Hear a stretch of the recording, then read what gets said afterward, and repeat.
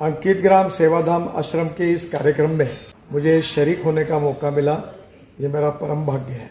आदरणीय सुधीर जी के आमंत्रण पर मुझे वहां आने का अवसर भी मिला और उसमें विशेष रूप से इस आश्रम की ओर से 39 साल से विशेष रूप से अनाथ होम की जो सेवा हो रही है वो मैंने नज़दीक से भी देखी है। मातृ सेवा संघ से ऐसे अनाथ बच्चों को लेकर अपने साथ लेकर सुधीर भाई ने उनके जीवन को बदल दिया। ऐसे समाज में अनेक सालों तक समाज के लिए अपने जीवन को समर्पित करके काम करने वाले इस सेवाधाम आश्रम की पृष्ठभूमि है। सुधीर जी ने अपना जीवन इसके लिए समर्पित किया है। उनको जो सहयोग करने वाले महानुभाव हैं वो भी विशेष रूप से अभिनंदन के पात्र हैं। समाज में ऐसे कार्य को आर्थिक, सामाजिक सभी प्रकार के समर्थन की आवश्यकता होती है। सुधीर गोयल जी के जीवन में उन्होंने ये जो कार्य शुरू किया है ये अंत्योदय के विचारों से ही संबंधित है।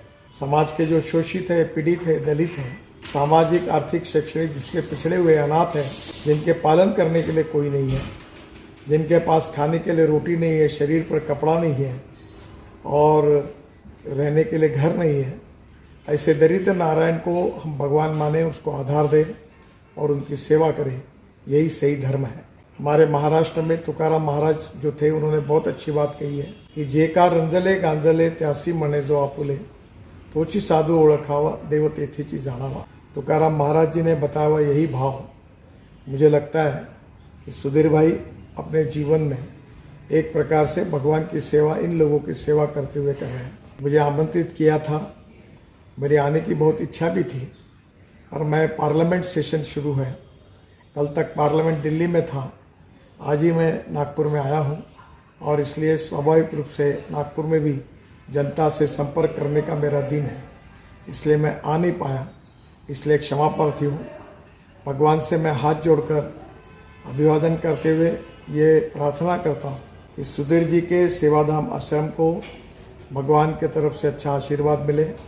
जनता का भी आशीर्वाद उनको ऑलरेडी है और जो धनवान लोग हैं वो उनके इस कार्य के लिए, एक सेवा करने के लिए उनके आश्रम के पीछे पूरी शक्ति के साथ खड़े रहे और वो जो सेवा कर रहे हैं वो ऐसी सेवा उनके हाथ से होती रहे।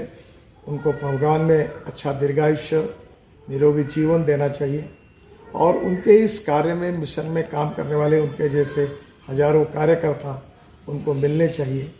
और एक दिन ऐसा आएगा कि हमारे समाज में कोई अनाथ नहीं होगा, कोई दुर्बल नहीं होगा, कोई दिव्यांग नहीं होगा, सब अपने पैरों पर स्वाभिमान के साथ खड़े होंगे। ऐसे समाज की और देश की रचना एक ना एक दिन निश्चित रूप से होगी, यही मेरा दृढ़ विश्वास है। अंकित ग्राम को 39 साल पूरे करने के उपलक्ष्य में मेरी बहुत बहुत शुभकामनाएं, शुभेच्छाएं। सुधीर भाई को और उनके साथ काम करने वाले सभी कार्यकर्ताओं को हाथ जोड़कर उनका बहुत बहुत अभिनंदन और उसके साथ अभिवादन। बहुत बहुत धन्यवाद। नमस्कार।